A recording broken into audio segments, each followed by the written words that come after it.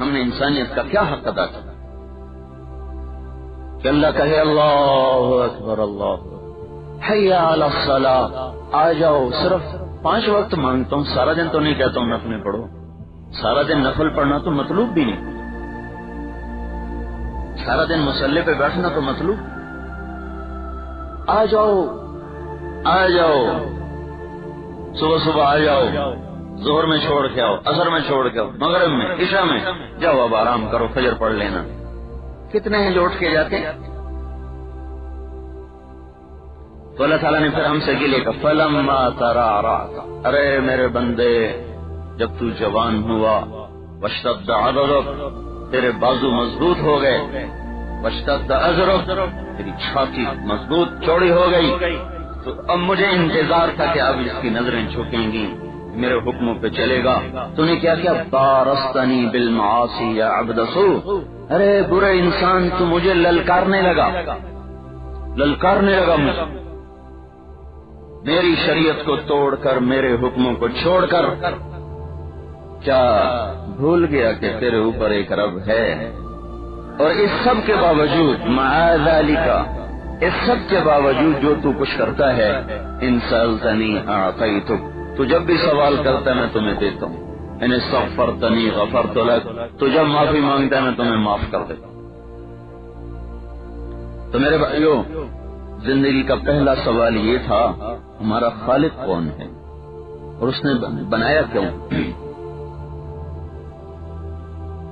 چونکہ اس سوال کو ہم اپنے علم سے حل نہیں کر سکتے، تو اللہ نے ہم پہ احسان کیا، اس نے نبیوں کو بھیجا اور ہمارے لیے ہمارے بھاگ جا کے ہماری لاٹری نکل آئی کہ ہمیں سب سے بڑے رسول کی امت بنا دیا، ہمیں حضرت محمد صلی اللہ علیہ وسلم کا امتی، ہمارے نصیب کھل گیا۔ ہم نے کوئی درخواست تو نہیں دی ہے، نہ کوئی گزارش کی، آنکھ کھلی تو پتہ چلا کہ ہم لا الہ الا اللہ محمد الرسول اللہ کے پڑھنے والے،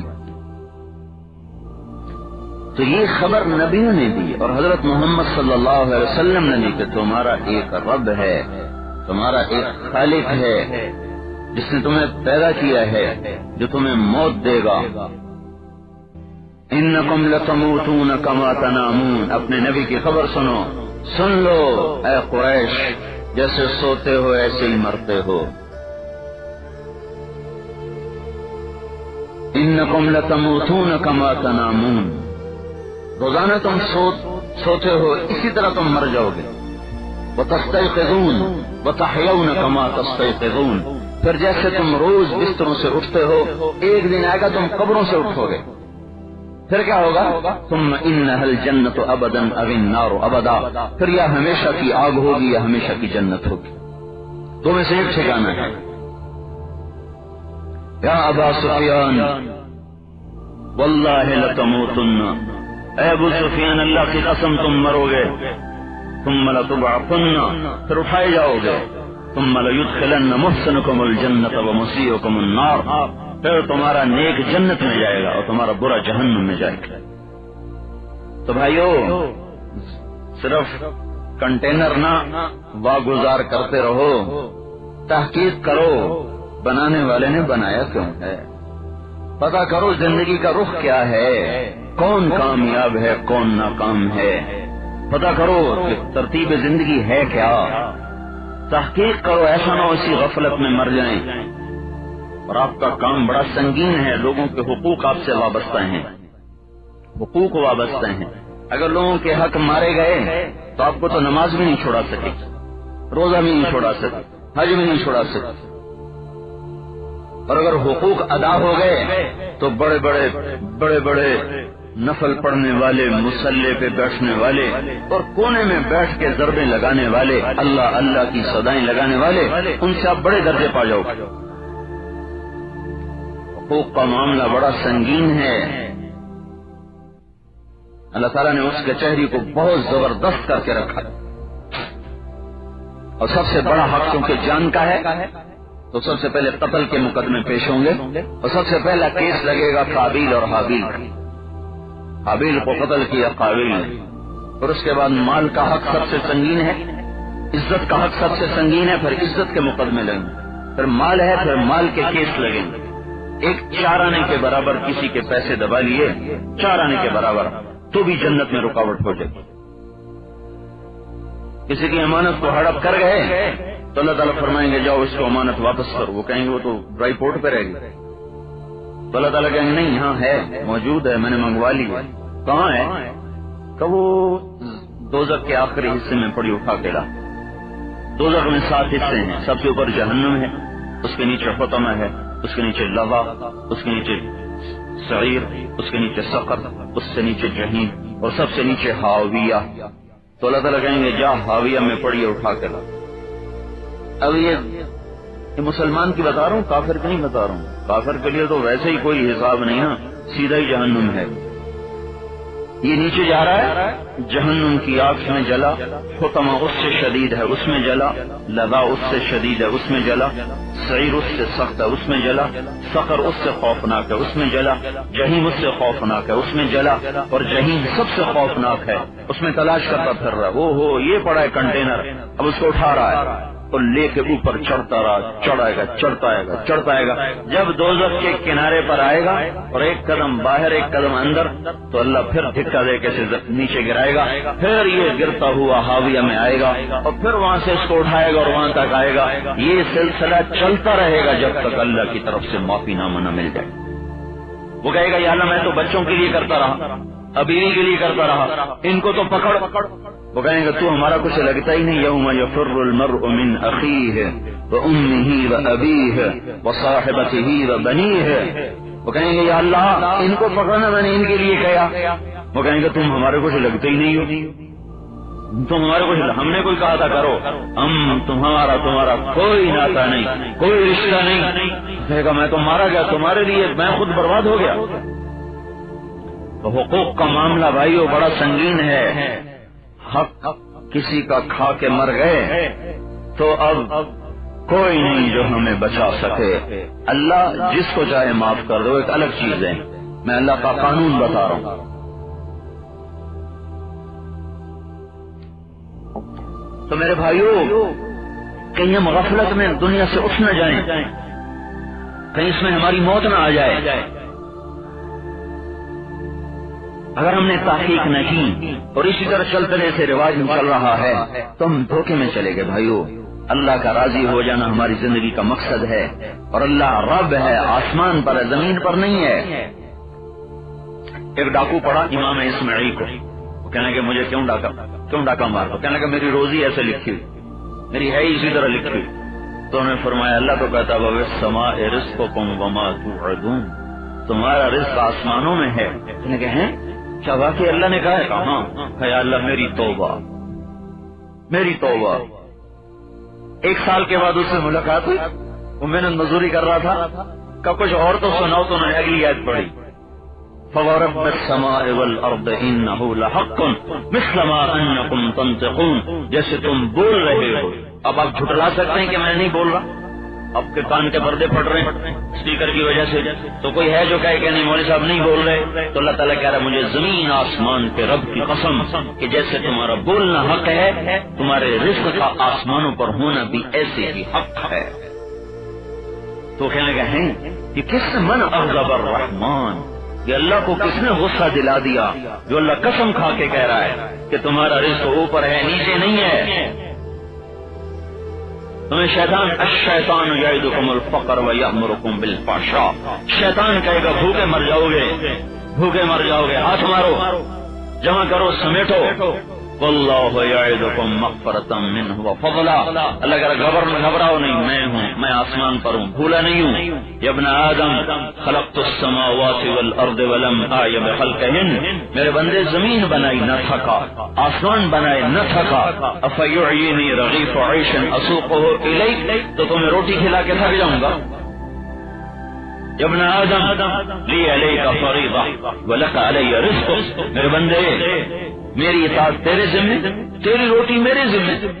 ان خالفتنی فی فریضتی لم اخالفک فی رزق، اگر تو میری اطاعت چھوڑ دے، بے شک چھوڑ دے، میں تجھے روٹی کھلانا نہیں چھوڑوں گا۔ آئے گی بہلول مجنون تھے، بہلول بڑے مشہور بزرگوں میں سے، مجنون شمار کیے جاتے، کہا جاتا تھا ہارون رشید کی سواری گزری، وہ کیسے اونچی جگہ پہ کھڑا کرنے گیا، امیر المومنین، تو نے ایسے پالکی سے پردہ اٹھایا، لبیک یا مقصد یا بہلول، تو فرمانے لگے اللہ کے محبوب صلی اللہ علیہ وسلم حجۃ الوداع میں تشریف لے جا رہے تھے، نہ ہٹو بچوں کا شور تھا، نہ حشم تھے، نہ خدم تھے، نہ پالکیاں تھیں، ایک 4 درم کا ٹوٹل سامان تھا جس جو اونٹ پہ لادا ہوا تھا۔ آج تیرے آگے قدم پیچھے حشم، تو آگے اللہ کو کیا جواب دے گا؟ تو اس کی آنکھوں میں آنسو آ گئے، کہنے لگا، اس نے بات کو پرتایا نا، بدلا، کہ آپ کا کوئی قرضہ ہو تو ادا کروا دوں، آپ کا کوئی قرضہ ہو تو ادا کروا دوں۔ فرمانے لگے مقروض پہلے اپنے قرضے ادا کر لے، پھر اوروں کے ادا کرے، تو پہلے اپنے قرضے اتار لے۔ اپنے قرضوں سے کیا مراد تھا؟ کہ جو تو نے ظلم و ستم سے لوگوں سے دولت چھین کے اکٹھی کی ہے، پہلے وہ ان کو واپس کر، وہ قرضہ اتار، پھر میرے قرضے کی فکر کرنا۔ تو اس کو شرمندگی ہوئی، تو اس نے بات بدلی، کہ اچھا کو تو پھر آپ کا کوئی وظیفہ مقرر کر دوں، آپ کو ملتا رہے باقاعدہ، ماہانہ اور ہفتہ واری ملتا رہے۔ تو وہ ہنس پڑے، کہنے کہ ہارون، جو رب تیرا ہے وہی رب میرا ہے، یہ کیسے ہو سکتا ہے کہ تمہیں تو یاد رکھے اور مجھے بھول جائے؟ یہ کیسے ہو سکتا ہے تمہیں کھلائے اور مجھے بھول جائے؟ کیا اس کے خزانے کم پڑ گئے، یا اس کے ہاں کوئی لائن لمبی لگی ہوئی ہے، ہمارا نمبر نہیں آ رہا، ہماری فائل آگے نہیں جا رہی؟ یا عبادی لو ان اولکم وآخرکم انسکم وجنکم حیکم ومیتکم رطبکم ویابسکم صغیرکم وکبیرکم ذکرکم وانفعکم، میرے بندو، اے جنات، انسان و جن، اول و آخر، زندہ اور مردہ، جوان و بوڑھے، خشک و تر، چھوٹے اور بڑے، مرد اور عورت، قاموا فی صعید واحد، سب ایک میدان میں جمع ہو جاؤ، فسألونی، پھر مانگو، مانگو، باری باری نہیں، 2 4 نہیں، اکٹھے مانگو، اردو، پنجابی، ہندی، سندھی، بلوچی، بروہی، مکرانی، سرائکی، سنسکرت، تیمل، انگریزی، فارسی، ترکستانی، ترکمانی، سارے جہان کی زبانوں میں مانگو، اکٹھے مانگو، بیک وقت مانگو تو یسمع ضجیجہم باختلاف لغاتہم ولہجاتہم، تو تمہارا رب وہ رب ہے جو تم سب کی پکار کو الگ الگ زبانوں میں اس طرح سمجھے گا جیسے ایک کی سمجھتا ہے، سمجھے گا، پھر کیا کرے گا؟ وَآتَا كُلَّ إِنسَانٍ مَسْأَلَةً، پھر تم سب کا چاہا تمہارا رب تمہیں دے دے، مَا نَقَصَ ذَلِكَ مِمَّا عِنْدِي إِلَّا كَمَا يَنْقُصُ الْمِخْيَطُ إِذَا أُدْخِلَ الْبَحْرَ، تو میرے خزانوں میں ایک قطرے کے برابر بھی کمی نہیں آ سکتی۔ اگر تو دینے والے کے خزانے گھٹ گئے ہوں، بخیل ہو گیا ہو، پھر تو ٹھیک ہے بھائی، پریشان ہو، دینے والا سخی، ارے بھائی دنیا کے بادشاہ جب دینے پہ آتے ہیں تو وہ کمال کر دیتے ہیں، کوئی رب سے لینا تو سیکھے۔ نوشیروان تھا نا، نوشیروان، اس کے دربار میں ایک ماہی گیر مچھلی لے گیا، مچھلی اس کو پسند آ گئی، انہوں نے کہا 4000 اس کو درہم انعام دے دیا۔ تو اس کی بیوی تھی شیریں، اس نے کہا آپ نے یہ کیا کیا؟ آپ نے مچھلی پہ 4000 دے دی، اتنی بڑی رقم، کل کو کسی آپ جرنیل کو دیں گے اس کی محنت پر 4000، تو وہ کہے گا یہ تو وہی 4000 ہے جو مچھلی پہ دے دیے، تو خزانے پہ بڑا بوجھ پڑے گا، آپ واپس لیں۔ کہنے کا میں بادشاہ ہوں، میرے منہ سے نکل گیا، آپ کیسے واپس لوں؟ میں آپ کو ترکیب بتا، آپ اس کو بلا کر پوچھیں یہ مچھلی کیا ہے بھائی، نر ہے کہ مادہ؟ وہ کہنا نر، تو آپ کہنا مجھے مادہ چاہیے تھی، واپس لے جاؤ۔ اگر وہ کہیں مادہ تو آپ کہیں مجھے نر چاہیے تھی، واپس لے جاؤ۔ تو اس طرح آپ کا بھرم بھی رہ جائے گا، پیسے بھی واپس ہو جائیں گے۔